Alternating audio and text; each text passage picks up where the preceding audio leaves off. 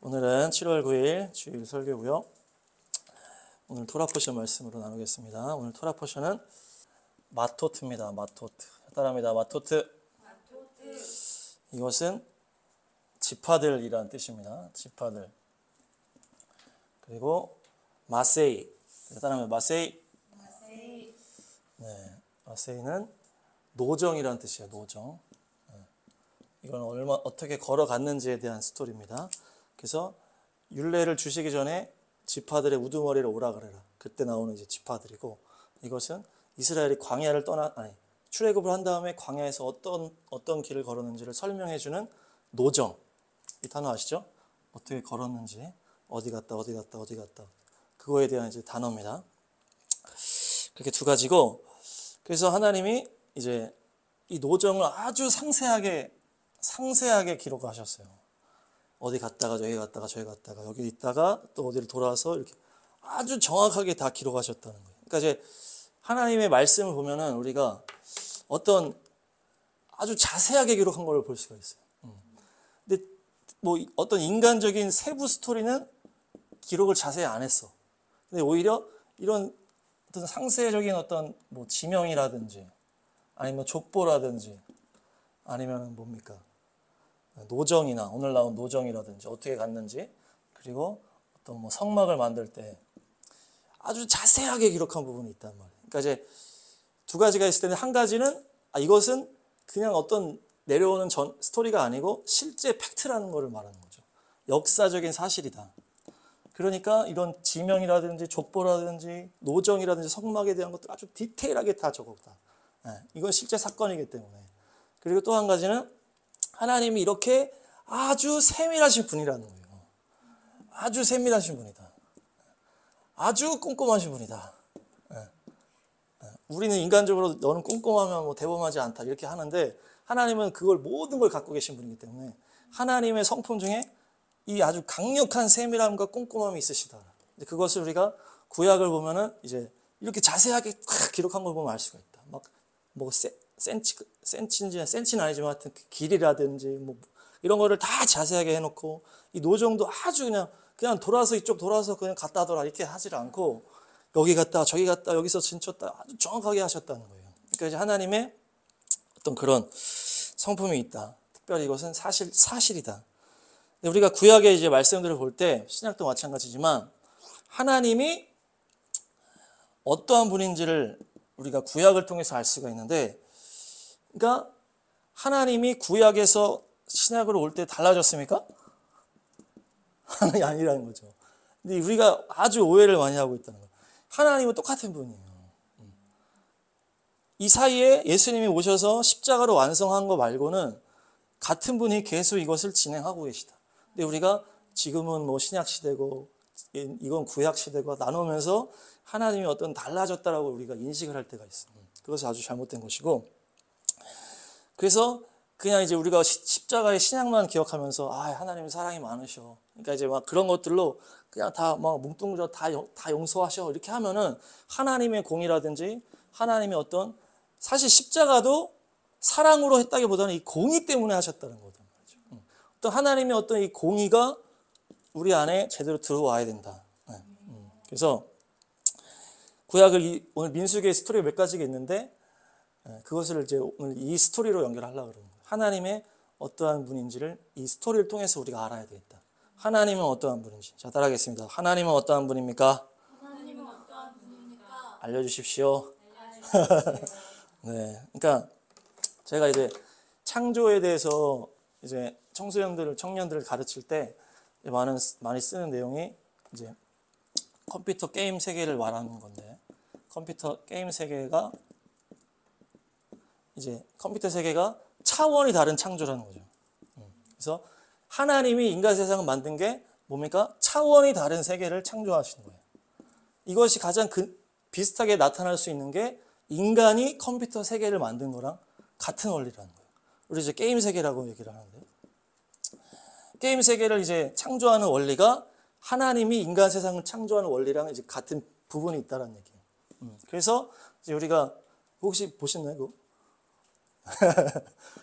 네, 하여튼 있는데 그래서 하나님이 세상을 창조하신 그 창세기 기록 그것만 잠깐 보면은 잘 모르신다니까 잠깐 설명해 드리면 창세기 보면은 빛이 있으라 이렇게 한단 말이에요. 그 뭐 동식물아 있어라 있어라. 네. 명령이라는 거예요. 근데 우리가 컴퓨터 세계를 만약에 게임을 만들 때 컴퓨터에서 게임을 어떻게 만듭니까? 만들어 보진 않았지만 운영자 컴퓨터로 다 만들어 놓고 프로그램 다 한 다음에 여기다가 탁 적용하는 건 뭘로 하는 거예요? 엔터로 하는 거예요. 엔터로. 이게 뭐예요? 들어가라 이런 명령이에요. 그래서 네, 그런 원리로 창세기에서 이렇게 썼다는 얘기예요. 근데 창세기를 보면서 사람들이 이건 말이 안 돼. 그러면서 뭐 과학 어쩌고저쩌고 하면서 창세기를 오히려 부정하는 거예요. 근데 실제적으로는 이 인간이 게임 세계를 만든 원리를 비추어 봤을 때는 가장 정확한 표현이라는 거예요. 이게. 빛이 있으라 이 명령. 하나님이 다 만들어 놓고 이 세계에 적용하는 거는 빛이 있어라. 이거 들어가는 거예요. 딱 빛이. 하나님이 다 만들어 놓고 이 세계의 차원이 다른 이 땅에 빛을 넣으시고 동식물을 넣으시고 하는 게 엔터로 다 들어간 거예요. 인풋. 이게 다 컴퓨터용 인풋. 다 명령이라는 거. 들어가. 이런 표현이. 그러니까 이 창세기 1장에 있는 창세기 그 세계를 만든 창조 스토리가 가장 정확한 표현이라는 거죠. 그리고 우리가 하나님을 이해할 때 인간이 게임 세계를 만드는 거, 인간이 게임 세계에 대해서 못할 게 뭐가 있겠어요? 운영자가. 그렇죠? 똑같은 원리로 하나님의 전능함을 우리가 여기서 이해할 수가 있다. 그래서 청소년 청년들은 이렇게 스토리를 얘기를 해주면 아주 잘 이해하더라고요. 그렇군요. 그렇다고 교회 오진 않는데 교회 오는 친구들한테 이걸 잘 알려주면 아주 도움이 되는 거. 하나님의 인식이 딱 되는 거예요. 차원이 다른 창조가 뭔지를 딱 설명해 줄 수 있고 막 요즘에 막 외계인 어쩌고저쩌고 이런 얘기가 많기 때문에 이게 다 말이 안 되는 거예요. 이게. 하나님의 차원이 다른 창조라고 우리가 인식하는 순간 이런 게 다 사라지는 거예요. 이런 논란들이. 이것도 나중에 자세히 하고요. 하여튼 그래서 하나님께서 이 세계를 인간이 컴퓨터 세계를 만들었을 때 여기서 우리가 컴퓨터 세계 안에 있는 게임 세계가 어떤 불분명한 부분이 있습니까? 없단 말이에요. 왜냐하면 컴퓨터로 만들어 놓은 게임이기 때문에 이 안에 불분명성이 있을 수가 없어요. 완벽한 시스템 속에서 완벽한 원리로 돌아가는 거예요. 이게 원리로. 가끔 렉이 걸린다든지, 전기가 다운된다든지, 아니면 하여튼 인터넷이 느린다든지 이런 일이 있을 수는 있지만 이 컴퓨터 게임 자체에서는 완벽하다는 거예요. 불분명성이 하나도 없다는 거예요. 우리가 봤을 때는. 근데 이 게임 안에 있는 캐릭터들이 있을 거 아니에요? 얘네들이 그런 거를 알겠어요? 그런 걸 모른다, 얘네들은. 얘네들은 그냥 그 안에서 그냥 이게 되는 대로 가는 거예요. 그냥. 그런 개념 자체가 없는 거예요. 그래서 그런 철저한 원리는 창조자 수준으로 봐야 이걸 알 수가 있는 거예요. 게임 캐릭터 애들이 그런 철저한 원리나 이런 걸 모르는 것처럼 근데 인간이 볼 때는 완벽하게 세팅 다 해놓은 것처럼 우리가 생각할 때 우리는 나 여기서 그렇게 살고 있는데 그냥 이렇게 생각하지만 하나님의 그 창조의 원리로 보면 이 땅은 완전히 하나님의 원리로 돌아가고 있다는 거예요. 이거보다 더 철저하겠죠. 컴퓨터 게임 만든 것보다도 더 완벽한 원리와 완벽한 영적인 흐름으로 하나님의 시스템 속에서 돌아가고 있다는 얘기예요. 그걸 아셔야 돼요. 그래서 차원이 다른 곳에 계신 창조주의 입장에서 이 세계를 보면 완전한 원리로 돌아가고 있다. 그래서 우리에게 하나님이 자유의지를 주셨죠. 그리고 신적 권세도 주셨지만 그것 자체도 하나님 입장에서 봤을 때는 어떤 그냥 하나님의 그 울타리 안에 있는 거예요. 손바닥 안에 있는 거예요. 하나님의 원리 안에 다 있다는 얘기예요. 그게 이제 중요한 것은 우리가 그 하나님의 원리 아래 내가 살고 있다라는 인식을 못하고 있다는 거예요. 인식을. 그것을 못하고 살고 있고 믿음 생활을 한다고 하는 사람들도 그런 것들을 인식하지 못한 채 그냥 살아가고 있다. 그냥 인간적으로. 그러니까 과학자들이 자연의 원리를 막 발견하고 막 하려고 하잖아요. 보이는 차원에서 이렇게 하는데 이것도 결국에는 하나님을 알 수 있는 게 하나도 없다는 거예요. 왜냐하면 창조하신 분을 인정하지 않는 지식이 뭐가 그 의미가 있겠냐고. 그래서 잠언에서 뭐라는 거예요? 여호와를 경외하는 것이 지식의 근본이라는 거예요. 창조주를 인정을 해야 이 세상에 대한 어떤 지식이라든지 지혜가 거기서부터 나오는 건데 주님을 인정하지 않으면서 하는 그 어떤 세상 지식이 아주 의미가 없다는 얘기예요. 그래서 하나님의 이 세상에 대한 것들은 다 어디에 있다? 성경에 있다. 성경에 있고 구약에 들어가 있다는 거예요. 구약에. 그래서 하나님이 아브라함의 자손들을 택해서 하나님의 어떤 그런 운영하는 어떤 원리들을 구약에 다 담아 놓으셨다는 거예요. 이 운영 원리, 영적 원리. 그리고 하나님의 법을 보면 율법, 뭐 십계명 이런 거 하나님의 법들을 보고 하나님이 어떤 상황에서 어떻게 하셨는지를 우리가 구약의 수많은 샘플들을 통해서 그걸 알 수 있다는 얘기예요. 그냥 옛날 얘기야. 그냥 뭐 이거는 이스라엘 사람들 이야기야. 이렇게 한다거나 이것은 옛날 이야기야. 이렇게 하는 순간 우리는 완전히 잘못되는 거예요. 이 구약의 모든 것들이 다 이스라엘을 통해서 샘플을 우리에게 줬다는 얘기예요. 설명서를 준 거예요. 믿음 생활 개인적으로 할 때는 아브라함, 이삭, 야곱, 요셉 개인 샘플도 주시고 또 가족 샘플도 주시고 민족 샘플들을 다 주시고 왕을 할 때는 어떻게 해야 되는지를 모든 샘플링을 다 하셔서 줬다는 게 그게 이 세상의 원리라다 원리. 이거는 영원한 원리예요. 그래서 이거를 우리가 모르고 성경을 본다든지 모르고 신앙생활을 하면 안 된다는 얘기죠. 그래서 초대교회는 어때요? 초대교회는 구약 성경이 성경이에요. 구약 성경이. 이 신약은 거의 60년대 이후부터 쓰여졌단 말이죠. 예수님이 33년에 가시고 30년 정도는 성경책에 뭐밖에 없었어요? 구약밖에 없었다. 이것도 신약 시대 교회인데도 성경은 구약밖에 없었다는 거예요. 그리고 예수님의 십자가와 그 부활 그리고 어떤 그 얘기를 직접 들은 제자들의 어떤 그런 기억들 그거밖에 없었다는 거예요. 구약 성경. 그러니까 이걸로 다 했단 말이에요. 그 30년 동안은. 그 부흥이 있었던 30년 초대교회가 구약으로만 했다는 거예요. 이게 다 하나님의 말씀이라는 얘기죠. 근데 이제 그것을 신약 시대에 그 예수님의 가르침을 정리하고 또 바울의 책들을 정리해가지고 60년대 이후부터 하나씩 만들어가지고 했단 말이죠. 그래서 그러니까 하여튼 중요한 거는 구약이 그렇게 중요하다. 우리가 구약과 신약 딱 잘라가지고 그렇게 이해하면 안 된다. 이것은 완전한 하나님의 원리가 담겨져 있기 때문에 우리가 정확하게 이거를 완전하게 봐야 된다. 할렐루야. 자세하게 보시기 바랍니다. 그래서 저도 은혜롭게 주님의 은혜로 이렇게 토라포션하면서 더 이게 열어주시는 것 같아서 너무 감사하고 그래서 우리가 잘 보도록 하겠습니다. 그래서 예를 하나 들면 이제 붉은 암송아지 재가 있어요. 그래서 그것을 붉은 암송아지 어떻게 해서 만들어라. 그런 다음에 그거를 물에다 넣어가지고 이거를 부정한 사람한테 뿌리라 그랬단 말이에요. 그래서 시체가 닿다거든지 뭐 이렇게 하면은 뿌렸단 말이에요. 근데 이것을 지금 신약으로 와서는 어떻게 바뀐 거예요? 예수님의 피로 된 거예요. 그게. 암송아지 물을 실제 그때는 있었지만은 지금은 예수님의 피로 우리가 피를 뿌려서 실제 예수님의 피가 없잖아요. 그러니까 우리가 믿음으로 그 피를 내 영에 뿌리는 거예요. 그래서 우리가 기도할 때 뿌리고 바르고 덮는다 이런 보혈 기도가 거기서 나온 건데 근데 생각해 보면 그러니까 그냥 덮어두고 그냥 알아서 되시겠지 이게 아니고 실제적으로 그때 그래서 뿌려서 정결하게 했던 것처럼 우리가 어떤 뭐 죄에 노출됐다든지 어떤 그런 상황이 있을 때 우리가 믿음으로 예수님의 보혈을 우리의 영혼에 뿌려야 된다. 이게 실제로 해야 된다는 얘기예요. 근데 옛날 것도 생각해 보면 붉은 암송아지 그 재로 물을 뿌릴 때 몸이 실제 더러워서 뿌린 게 아니잖아요. 그것도 영적이었다는 거예요. 그것도 사실 그때도 영적인 문제 때문에 뿌렸다는 얘기예요. 그러니까 그때랑 지금이랑 상황이 똑같은 거 똑같아.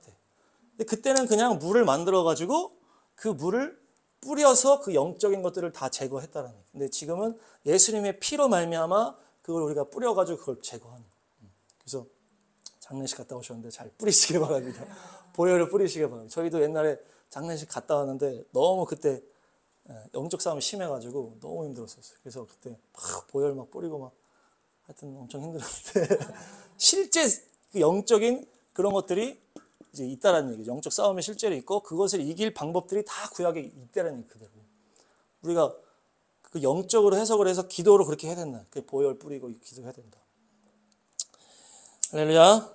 네. 그래서 그런 마음으로 오늘 민수기의 말씀 몇 가지를 보겠습니다. 첫 번째 말씀은 맹세에 대한 내용이에요. 맹세. 자, 따라합니다. 맹세. 말에 대한 입술의 선포에 대한 내용인데 30장 2절 한번 읽어주세요. 시작. 남자가 나 주에게 서원하였거나 맹세하여 스스로를 자제하기로 서약하였으면 그는 자기가 한 말을 어겨서는 안 된다. 그는 입으로 한 말을 다 지켜야 한다. 아멘. 이게 뭡니까? 서원이랑 맹세. 주 앞에 이런 건데 서원, 맹세, 자제 이렇게 해서 세 단어가 이렇게 나옵니다. 오늘을 보니까 네데르, 에사르, 셰부아. 네데르, 에샤르, 셰부아, 셰부아. 하여튼 이게 다 비슷비슷한 내용이에요. 맹세하다, 서원하다, 서약하다 이런 건데 에사르가 금욕의 맹세, 금욕. 여기서 나온 거예요. 그래서 아사르에서 나왔는데 아사르. 자, 아사르는 매다, 결박하다, 구속하다 이런 또 의미가 있어요. 그렇기 때문에 이것은 이제 맹세, 서원 이런 건데 하나님 앞에 결단을 하는 거예요. 내가 이제 뭘 끊겠습니다라든지 내가 서원을 하는 거예요. 내가 뭐 선교사로 서원하겠습니다. 내가 목사로 서원하겠습니다. 어떤 이런 말을 하거나 아니면 내가 자제하고 내가 죄를 안 짓겠다라고. 그래서 이런 거에 나시린 서원이 들어간 거죠. 나시린 서원이 평생 나시린도 있지만 잠깐 나시린이 있었다. 그래서 내가 1년 동안 나시린으로 살겠습니다. 이런 것들이라는 거예요. 그래서 내가 죄를 이렇게 뭐 끊겠습니다. 뭐 이런 것들. 그런 것들인데 그렇게 한마디로 우리가 주님 앞에 약속하는 거를 지켜야 된다는 거예요.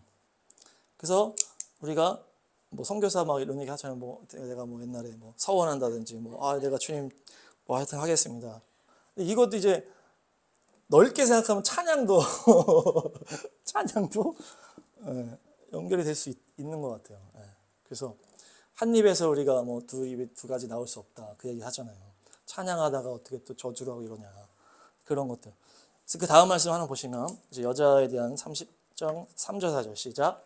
여자가 아직 어린 나이에 아버지의 집에 있으면서 나 주에게 서원하였거나 스스로를 자제하기로 서약하였을 경우에는 그의 아버지가 자기 딸의 서원이나 딸이 스스로를 자제하기로 서약한 것을 듣고도 딸에게 아무 말도 하지 않았으면 그 모든 서원은 그대로 살아있다.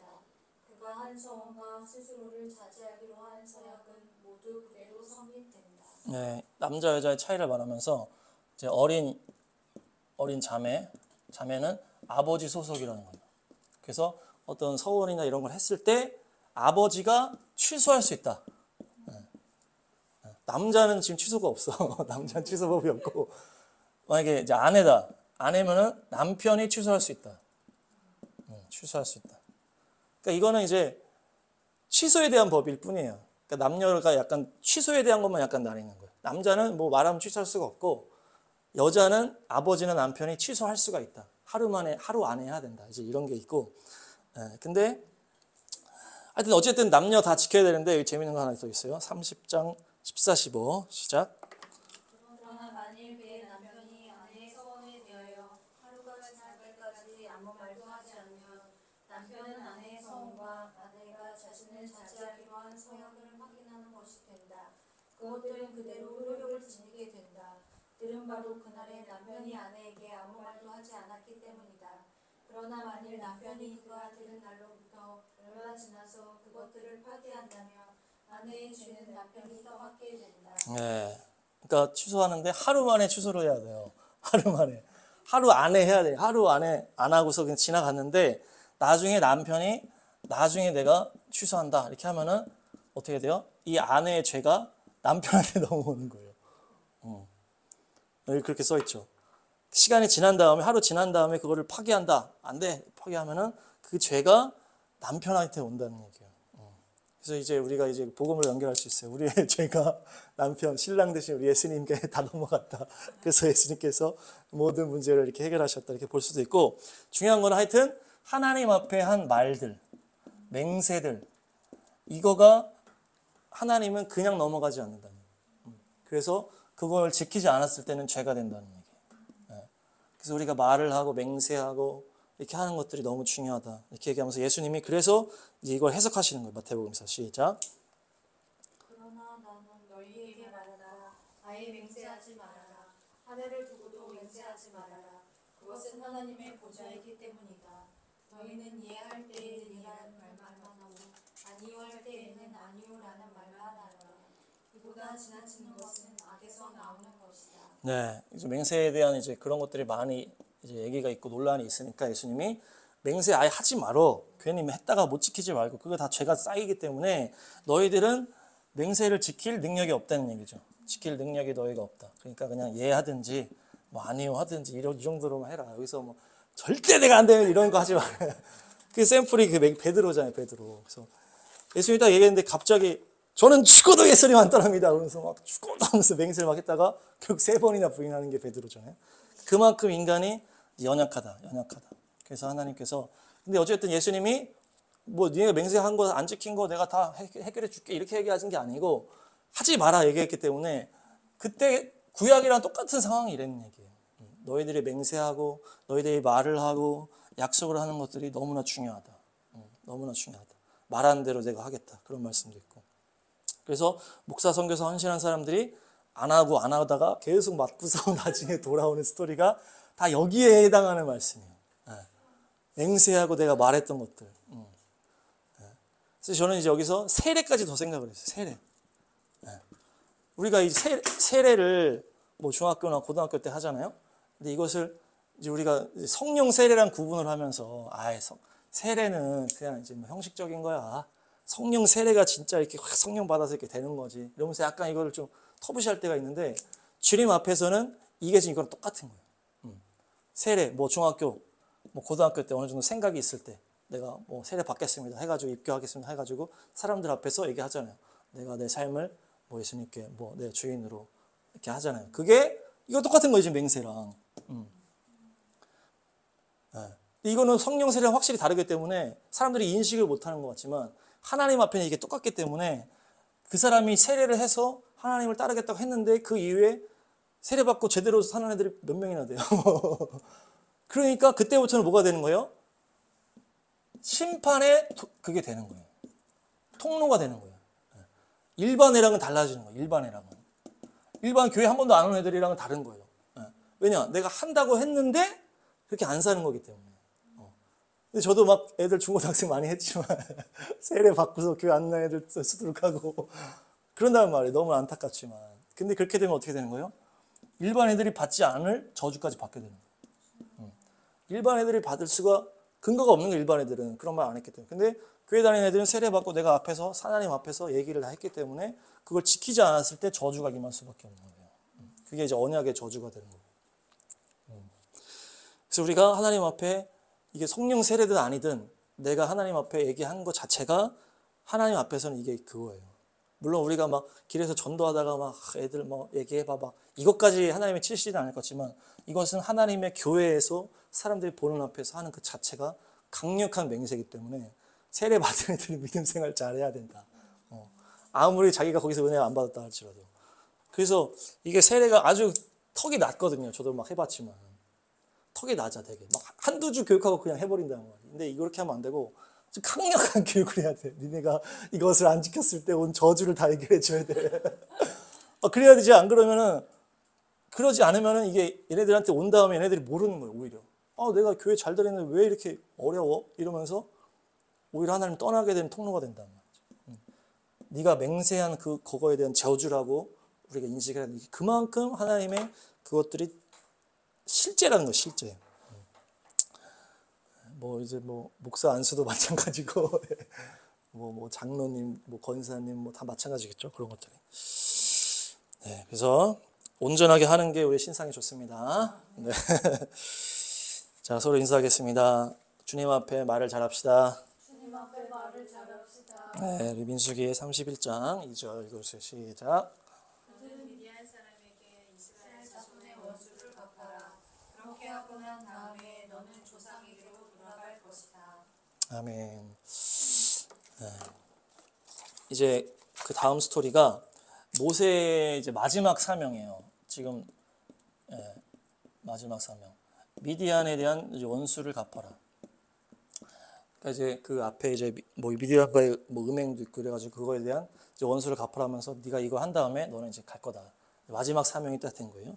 그래서 원수 이제 진멸인데 이제 이거를 자세하게 보셔야 되는데 이스라엘 백성들이 어떻게 했는지가 이제 나옵니다. 자, 31장 7, 8, 9 시작. 그들은 주님께서 모세에게 명하신 대로 미디안을 쳐서 남자는 모조리 죽여버렸다. 그들은 군인들만 죽였을 뿐 아니라 미디안의 왕들도 죽였다. 레위와 레겜과 수루와 후루와 레바 등 미디안의 5왕을 죽였고 보올의 아들 발람도 칼로 쳐 죽였다. 이스라엘 자손은 미디안 여인들과 그 아이들을 사로잡고 짐승과 가축대와 재산을 모두 약탈한 다음에 네.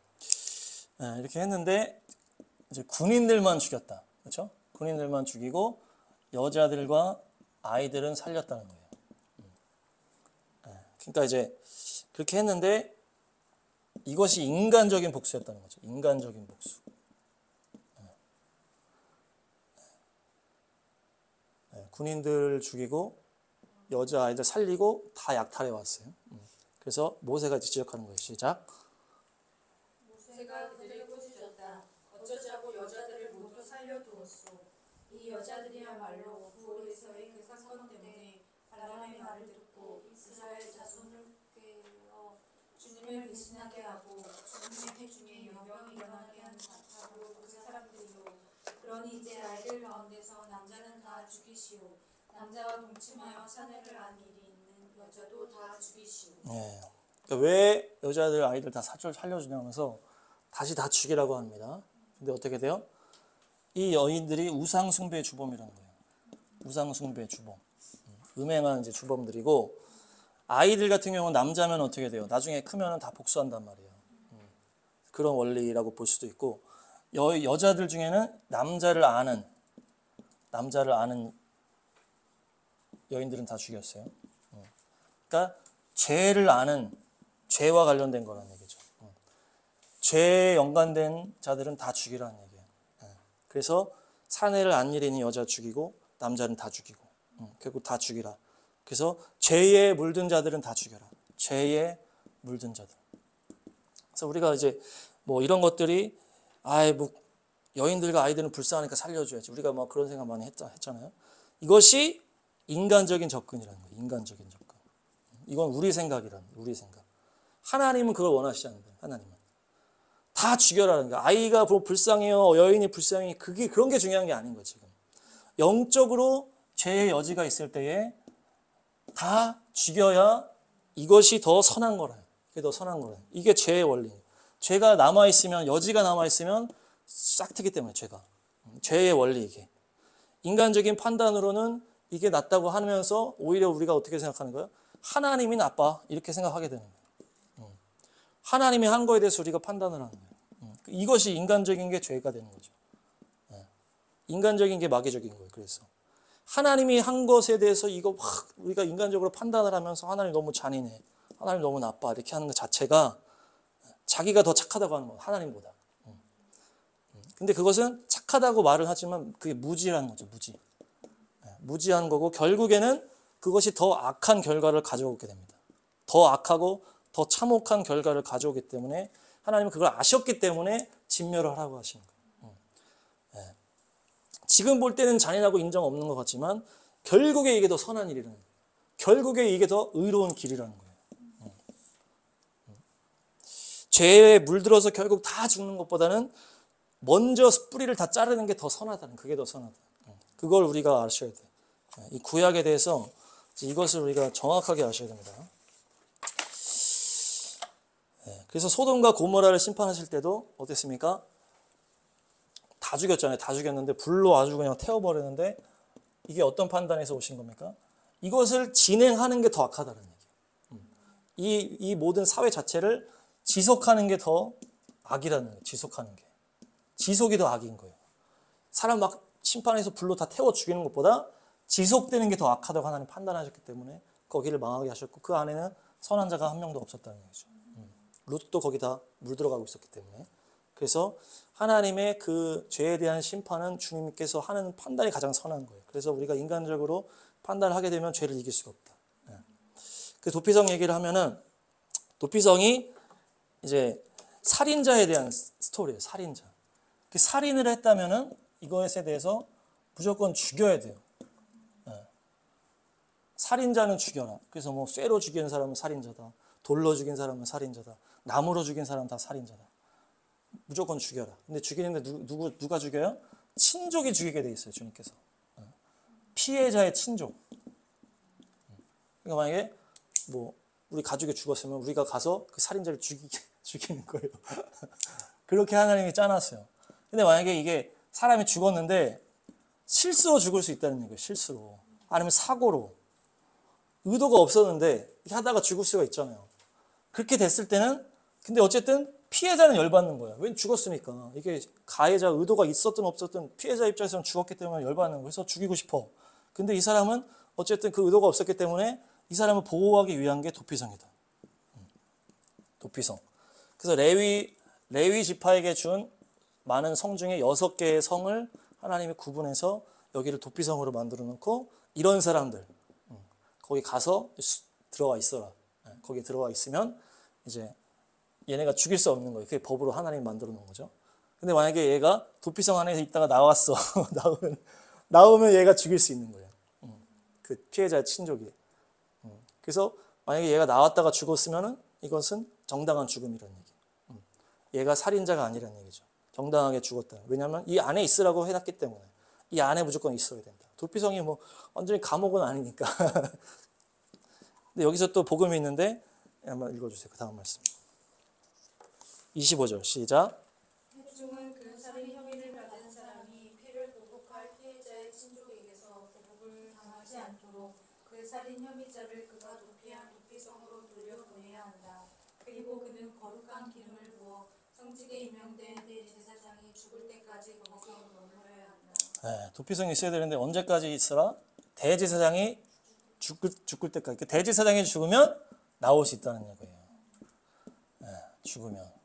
네, 그러니까 이게 복음으로 연결되는 거죠. 우리의 대제사장 대신 예수님이 죽었기 때문에 죄로 인해 도피성에 갇혀있던 우리가 해방됐다. 이렇게 도피성 안에도 복음이 있다는 얘기예요. 어쨌든 이것은 뭐 그것은 아니고 오늘 본론은 아니고 중요한 것은 이제 살인자에 대해서 무조건 죽여야 된다는 거예요. 살인자. 근데 여기에 대해서 이유가 나오는데 아주 특별한 이유가 나옵니다. 땅에 대한 얘기가 나와 있어요. 33절 시작. 너희가 사는 땅을 더럽히지 말아라. 피가 땅에 떨어지면 땅이 더러워진다. 피가 떨어진 땅은 피를 흘리게 한 그 살인자의 피가 아니고서는 깨끗하게 되지 않는다. 네, 그러니까 땅에 대한 얘기라는 거예요. 땅. 그러면서 땅이 더러워진다는 얘기죠. 네. 그냥 뭐 잘 이렇게 뭐 편안하게 죽은 게 아니고 어떤 잘못된 이유로 인해서 누군가가 죽었을 때 그 피가 땅에 뿌려지면 그 땅이 더럽혀지는 거예요. 그래서 가인이 아벨을 죽였을 때 아벨이 불의하게 죽었기 때문에 그 피가 땅에서 막 부르짖는다 그랬잖아요. 그 표현이. 그러니까 이제 우리가 땅에서 나온 존재이기도 하고 어쨌든 이 원리가 땅의 원리예요. 땅의 원리. 네. 그래서 그 가해자의 피가 들어가면 어떻게 된다는 거예요? 깨끗하게 된다는 얘기예요. 왜냐하면 이것을 잘못한 그 사람에 대한 심판이 들어갔기 때문에. 근데 같은 이유가 뭐가 나오는 거예요? 땅이 더럽혀지지 않기 위해서. 그래서 여기서 땅이라고 말하는 것은 어떤 뭐 땅을 뭐 의나 어떤 이런 표현보다는 실제적인 원리가 이 땅에 있다라는 얘기예요. 그냥 하나님이 너 쟤 죽였어? 죽여! 열받아! 막 이런 차원이 아니고 이 세상의 원리가 딱 그렇게 돼 있다는 거예요. 이 땅에서의 원리가 이런 원리가 있기 때문에 누가 죽였으면 부정하게 잘못된 이유로 죽였으면 그걸 죽여야만 깨끗해진다는 얘기예요. 그러니까 하나님이 얼마나 이 세상을 원리로 잘 만들어놨는지 우리가 아셔야 돼요. 그래서 우리가 살인을 미움이라고도 연결하니까 우리 안에 또 미움이 있다든지 용서하지 못한 부분이 있다면 이것이 우리의 삶에 영향을 미치는 것은 원리. 이 땅의 원리. 우리가 땅에서 만들어진 흙으로 만든 존재이기 때문에 우리가 뭐 살인을 할 일은 없겠지만 어쨌든 주님이 미움이 살인이라고 그랬으니까. 그래서 사랑하시길 축복합니다. 용서하시길 축복합니다. 네, 그 다음이 보니까 이제 노정에 대해서 잠깐 나오는데 노정은 뭐 하여튼 제가 여기 넣지는 않았어요. 여기 갔다 저기 갔다 여기 갔다 저기 아주 정확하게 아주 세세하게 다 기록을 해놨어요. 나중에 한번 읽어보시면 세세하게 기록을 해놓으셨는데 제가 이제 그래서 계시록 말씀을 딱 생각이 나는 거예요. 계시록 한번 읽어주세요. 시작. 또 내가 보니 죽은 자들이 큰 자나 작은 자나 그 보좌 앞에 서 있는데 책들이 펴 있고 또 다른 책이 펴졌으니 곧 생명책이라. 죽은 자들이 자기 행위를 따라 책들에 기록된 대로 심판을 받으니. 네, 이게 이제 그 보좌에 하나님의 영광의 보좌에 생명책이 있고 행위책이 있다 이렇게 얘기를 하는 거예요. 두 가지 책이 있는 거예요. 그래서 그 에덴 동산에도 뭐가 있었어요? 선악과가 있었고 생명나무가 있었잖아요. 이게 연결되는 거죠. 생명나무는 일로 연결돼요. 생명책. 주님과의 예수님의 그 사랑으로 십자가의 용서로 자녀되면 여기 이제 기록된다 그러잖아요. 그리고 이제 행위책이 있는데 여기는 뭐라고 되는 거예요? 모든 행위가 여기 들어가 있는 거예요. 그래서 기록된 대로 심판을 받겠다 이렇게 얘기를 하는 거예요. 그러니까 하나님이 이스라엘 민족이 걸어간 거를 다 기록한 것처럼 하나님은 아주 꼼꼼하게 우리의 삶의 모든 것들을 다 보고 계시더라고요. 네. 그래서 우리가 나중에 심판받을 때 꼼꼼하게 아주 그냥 야 잠깐만 여기 다 써 있는데 이렇게 하나하나 다 기록하신다는 거예요. 그래서 우리가 생명으로 인해서 십자가로 예수님으로 인해서 예수님이 대신 심판받은 것에 우리가 은혜로 들어가지 않으면 다 그 행위에 대한 심판을 받게 된다. 그렇게 이제 우리가 연결할 수 있다. 누구도 핑계할 수 없는 기록들이 주님의 하늘 책에 다 기록되어 있다. 네, 그러면서 마지막으로 말씀 한번 52, 56, 55, 56 시작. 너희는 직접 그 땅 주민을 다 쫓아내어라. 새겨 만든 우상과 부어 만든 우상을 다 깨뜨려 버리고 산당들도 다 헐어버려라. 너희가 그 땅의 주민을 다 쫓아내지 아니하고 너희와 함께 있도록 허락하였다가는 그들이 너희 눈에 가시가 되고 옆구리를 찌르는 바늘이 되어서 너희가 살아갈 그 땅에서 너희를 괴롭힐 것이다. 그뿐만 아니라 나는 그들에게 하기로 계획한 것을 그대로 너희에게 하겠다. 네. 이게 이제 그 가나안 땅에 들어갔을 때 그 가나안 땅에 있는 우상 숭배자들이죠. 우상 숭배자들을 다 몰아내라는 얘기예요. 그래서 그것을 완전히 다 헐어버리고 깨뜨려버리고 철저하게 하지 않으면 어떻게 된다? 그것이 너희에게 가시가 되고 뭐가 됩니까? 바늘이 되고 올무가 되다. 네, 괴롭힌다. 그래서 결국에는 어떻게 된다는 얘기예요? 내가 그들에게 하려고 했던 대로 너희들도 그렇게 할 거다. 이제 심판을 말하는 거예요. 내가 그 가나안 땅을 심판하기 위해서 이스라엘을 들여보는 거거든요. 심판자로서. 이스라엘만 뭐 특혜를 누리기 위해서 이런 게 아니고 가나안이 너무 죄악이 가득 찼기 때문에 심판으로 이스라엘을 집어넣는데 너희들이 여기랑 또 막 어설프게 남아가지고 뭐 조금씩 남기고 인간적으로 하다가 다 남기고 그렇게 하다 보면 그것이 가시가 되고 바늘이 되고 괴롭히게 하는 올무가 된다. 그러다가 결국에 니네도 똑같이 심판받게 된다는 얘기를 딱 해놓으신 거예요. 처음부터. 이게 원리예요. 원리. 네. 그래서 결국에는 사사기 초반부터 어떻게 됩니까? 남겨가지고 제대로 안 해가지고 거기서부터 이제 계속 이제 죄의 테두리로 들어가다가 또 왕을 세우고 막 하다가 결국에는 이스라엘이 망하는 스토리가 이 성경의 스토리잖아요. 그게 샘플이 다 돼 있다는 거예요. 그게 하나님의 원리다, 원리. 죄를 남긴 만큼 너희 삶의 가시가 되고 바늘이 되고 저주가 된다. 그것을 퍼지게 만들면 결국엔 너희들이 망하게 된다. 이게 또 제 원리예요, 원리. 그래서 우리가 이것을 영적 원리로 정확하게 알고 있어요, 정확하게. 그래서 우리가 그거 하는 거예요, 그거. 종교다원주의 안 됩니다. 뭐 있어요? 하나 또 써보면. 종교다원주의 안 됩니다. 카톨릭 안 됩니다.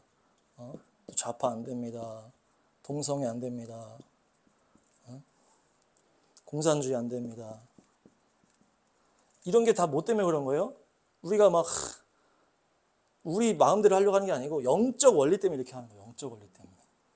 영적인 원리가 이렇게 돼 있기 때문에 동성애 하는 사람에 대해서 우리가 사랑으로 뭐 전도는 해야 되겠지만 그것을 죄가 아니라고 하는 순간부터 탁 파고 들어온다는 얘기예요.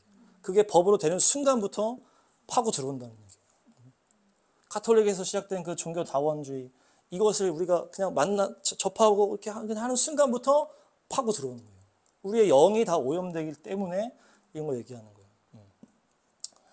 우리가 또 북한에 대해서 우리가 같이 기도를 하는데 이제 제가 이제 북한에 대해서 어떻게 기도할까 거기다 써놓긴 했는데 북한이 뭡니까? 공산주의로 인해서 이제 불법으로 이 나라를 이렇게 고생을 시키고 있는 건데 고생. 우리가 이것을 기도할 때 어떻게 되는 거예요? 여기서 철저하게 나와야 되는 거예요. 그래서 제가 좌파는 안 된다고 얘기를 하는 거예요. 좌파가 공산주의, 사회주의와 다 연결이 되어 있기 때문에. 그래서 안 되는 거예요. 그래서. 우리가 뭐 좌편향인 사람은 뭐 다 지옥 간다 이런 차원이 아니고 거기 영적인 흐름이 있기 때문에 우리가 이것을 알아야 된다. 그래야 능력이 나오는 거예요. 거기서 능력이 나오는 거예요. 거기서 우리가 이제 뭡니까? 이것을 놓고 기도할 때 여기서 철저하게 구분돼서 기도하지 않는 것은 뭘 말하는 거냐? 우리가 바다에 빠진 사람을 구할 때 뭡니까? 배에서 이렇게 구조를 해야 되는데 같이 들어가가지고 그런 거예요 지금. 거기에 우리가 물 들어있는 상태에서 하게 된다면 공산주의, 사회주의 거기에 다 물 들어있는 상태에서 북한 통일 위해 기도한다는 자체가 그게 잘못됐다는 거예요, 영적으로. 완전히 구분돼서 나온 다음에 바다에서 배로 올라온 다음에 거기서 끄집어내야 되는 거예요. 네, 그래서 우리가 이 영적인 원리를 알아서 그것을 놓고 우리가 기도를 해야 됩니다. 그래야 능력이 나타나는 거예요. 그래서 죄를 철저히 끊어내시기 바랍니다. 네, 정리하겠습니다. 세상은 우리가 인식하지 못할 뿐이지만 완전한 영적 원리로 돌아가고 있어요. 그래서 이것은 구약에 정확하게 잘 나와 있고 하나님의 법을 보고 하나님이 어떻게 했는지를 보게 되면 그걸 알 수가 있는 거예요. 그래서 신약이 돼서 이게 다 뭉뚱그려진 게 아니에요. 완전하게 하신다 했기 때문에. 그래서 첫 번째는 말의 원리. 그래서 우리가 말을 하고 그래서 우리가 또 하나님 앞에 이렇게 하고 못 지키는 경우 많죠. 네, 그게 우리가 그냥 뭐 하겠습니다 하지 말아야 돼. 네, 그래서 이것을 가볍게 여기면 안 될 것 같아요. 그래서 그걸로 인해서 저주가 임하는 거예요. 그래서 그 주님 앞에서 말을 우리가 조심해야 된다. 두 번째는 죄의 원리다. 그래서 또 인간적으로 죄를 남겨주고 했을 때 그것이 전염이 되고 심판으로 이루어진다. 그것이 가시가 되고 올무가 되는 거예요. 그래서 그리고 우리가 영적으로 깨달아서 어떤 전체적인 이 땅에서의 어떤 영적인 흐름을 우리가 구분해서 이런 걸 정확하게 구분할 걸 딱딱 구분해야만이 우리가 이 삶에서 바늘이나 이런 게 없는 거예요. 이런 게 있으면 있을수록 올무로 우리가 자꾸 넘어질 수밖에 없다. 그래서 영적으로 우리가 딱 분별하셔서 성령으로 충만하게 되시길 축복합니다.